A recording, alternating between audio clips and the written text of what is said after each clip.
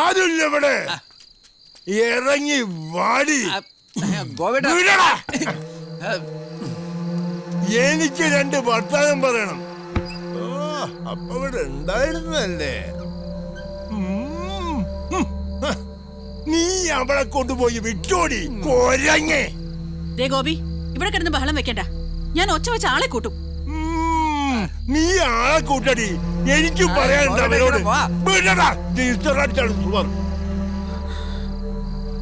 നല്ല പൂവമ്പഴം പോലുള്ള എന്റെ മോളെ പാട്ട് ഡാൻസ് എന്നൊക്കെ പറഞ്ഞ് കൂടെ കൊണ്ട് നടന്ന് കണ്ട അലമ്പ് പടങ്ങളിലൊക്കെ അഭിനയിപ്പിച്ചപ്പോ തൃപ്തിയായില്ലടി നിനക്ക്? ഞാൻ ആരാന്ന് നിനക്ക് അറിയില്ലടി. കാണിച്ചടി നിനക്ക്, കാണിച്ചു തരാം.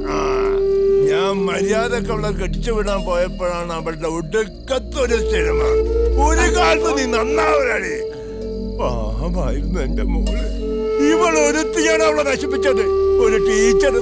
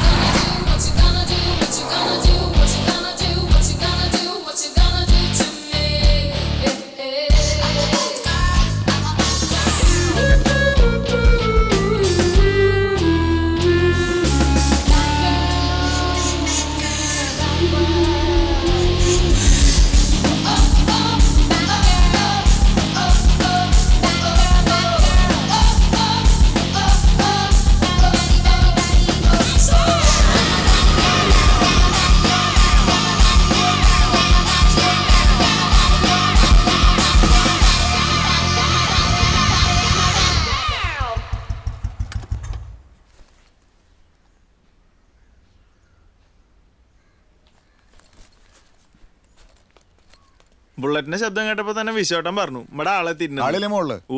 നീ ആ പെട്ടിയും കൂടെ കഴിച്ചോ? എന്തൂട്ട് തേങ്ങയായാലും വേണ്ടില്ല, ഒന്നുകിൽ സൂപ്പർ സ്റ്റാർ വേണം, ഇല്ലെങ്കിൽ ഇവിടെ നിഷയുടെ പോലെ ഐറ്റം വേണം. ഞാനിവിടെ പുണ്യം കിട്ടാനൊന്നുമല്ലോ തുറന്നു വെച്ചേക്കണത്. പുതുമുഖങ്ങളുടെ പടം എന്നൊക്കെ പറഞ്ഞാ നമ്മുടെ തിയേറ്ററിൽ കളിക്കാൻ പറ്റില്ലാട്ടാ.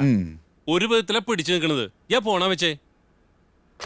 ഹൈ, മനുഷ്യനിവിടെ ഒരു വിധത്തിലേ 2 തുണ്ടുപടമൊക്കെ കളിച്ച് തട്ടി മുട്ടി അങ്ങോട്ട് കഴിഞ്ഞു പോവാ. അപ്പോഴാ ഓന്റെ ഒരു പുതുമുഖങ്ങളുടെ പടം നമ്മുടെ ഐറ്റത്തിൽ ലഭിച്ചു. പിന്നെ ഇത്തവണ നിഷ തകർത്തിട്ടുണ്ട്.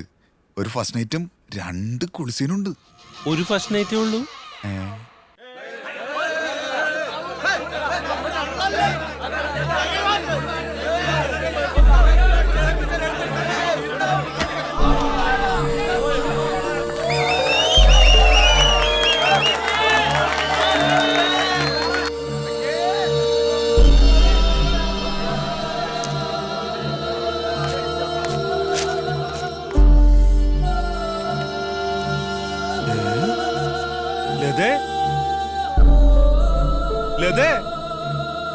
എന്താ ഇത് കണ്ടോ?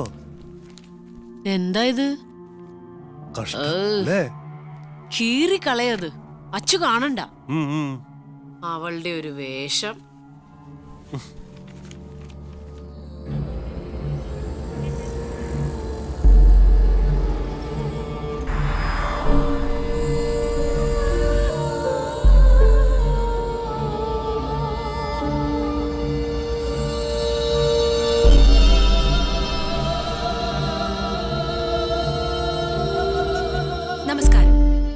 മാന്യ പ്രേക്ഷകർക്കും ടോക്ക് പോയിന്റിലേക്ക് സ്വാഗതം.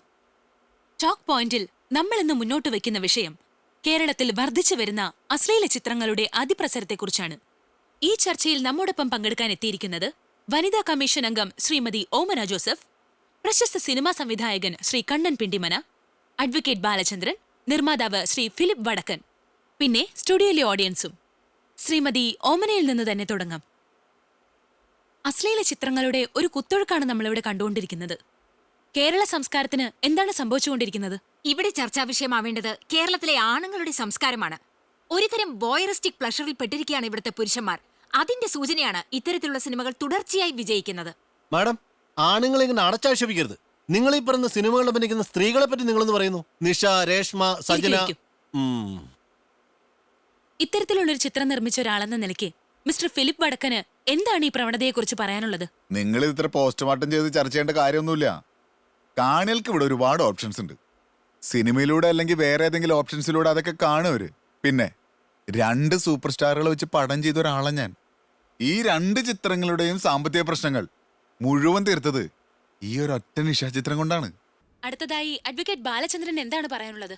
ഇവിടെ പ്രതിക്കൂട്ടിൽ നിർത്തേണ്ടത് ആണിനെയോ പെണ്ണിനെയോ അല്ല, ഇത്തരം ചിത്രങ്ങൾ എടുക്കുന്നവരെയും അതിന് യാതൊരു റെഗുലേഷൻസും വെക്കാതെ റിലീസിങ്ങിന് അനുവദിക്കുന്ന സർക്കാരിനെയുമാണ്. സ്കൂളുകളുടെയും ദേവാലയങ്ങളുടെയും മതിലുകൾ വരെ ഇത്തരം ചിത്രങ്ങളുടെ പോസ്റ്റ് ഒട്ടിച്ച് നിറച്ചിരിക്കുന്നു. പണത്തിന് വേണ്ടി എത്ര തരം താഴാൻ ഇവർക്ക് യാതൊരു മടിയില്ല. മിസ്റ്റർ കണ്ണൻ, നിങ്ങൾ മലയാളത്തിലെ ഒരു സൂപ്പർ സംവിധായകനാണല്ലോ. ഈ ചിത്രങ്ങൾ മലയാള സിനിമയെ എങ്ങനെ ബാധിക്കുന്നു? മലയാള സിനിമയ്ക്ക് ലഭിച്ച ഏറ്റവും വലിയ ശാപമാണ് നിഷ. അവർ ഒരു തരംഗം തന്നെ സൃഷ്ടിച്ചിരിക്കുകയാണല്ലോ നമ്മുടെ യുവാക്കൾക്കിടയിൽ. ഈ പെണ്ണൊരുമ്പിട്ടാലെന്ന് നമ്മുടെ പഴമക്കാർ പറയും. ഇവിടെ നിഷയും അവളെ പോലുള്ളവരും ഒരുമ്പിട്ട് ഇറങ്ങിയിരിക്കുകയാണ് മലയാള സിനിമയെ നശിപ്പിക്കാൻ. ഇത് അനുവദിക്കരുത്. ഈ 100 മെസ്സേജ് എന്റെ ഫോണിലുണ്ട്.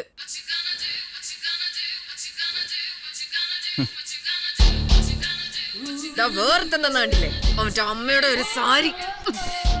ഈ സാരി കൊടുത്ത് ഞാൻ വേലക്കാരിയായിട്ട് അഭിനയിക്കണം. ഇത് മുട്ടുവരെ പൊക്കി കുത്തി കുനിഞ്ഞിരുന്ന നിലം തുടയ്ക്കണം. കുനിഞ്ഞു കുനിഞ്ഞു അങ്ങോട്ട്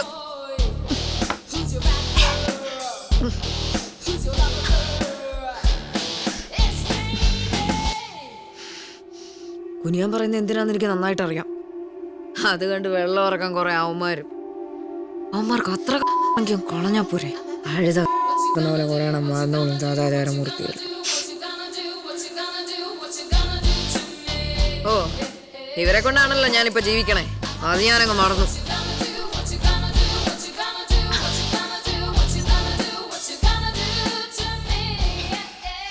ഇത് തീർന്നോ? ഈ കുന്തം തീർന്നോന്ന്?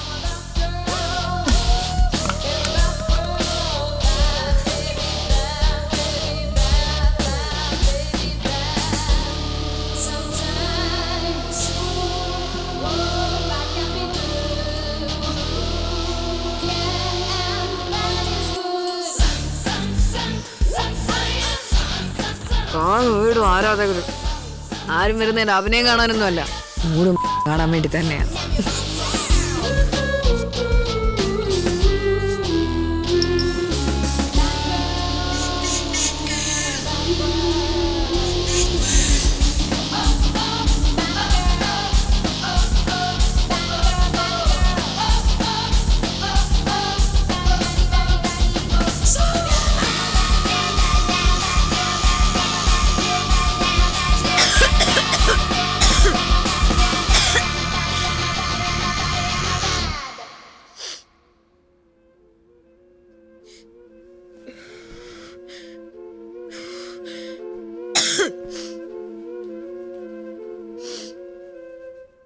മടുത്തടോ, ശരിക്കും മടുത്തു. എന്റെ പേര് പോലും ഞാൻ മറന്നുപോയി. ഇപ്പൊ വേറെ ശവം, ഇത്തിരി മാംസം മാത്രം ബാക്കിയുള്ള ശവം. ഇത് കൊത്തി തിന്നാനും കഴിവന്മാർ കാത്തു നിൽപ്പുണ്ട്.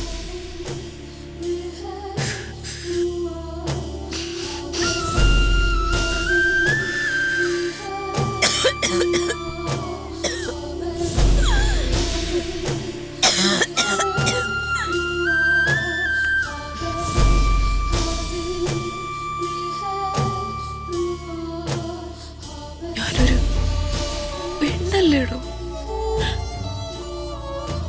ആരോടൊക്കെ വാശി തീർക്കാൻ വേണ്ടി തുടങ്ങിയതാ. അതെങ്ങനെയായി?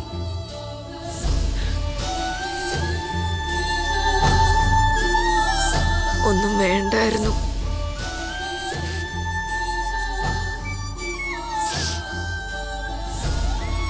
ഇനിയിപ്പോ പരാതി പറഞ്ഞിട്ടെന്തിനാ?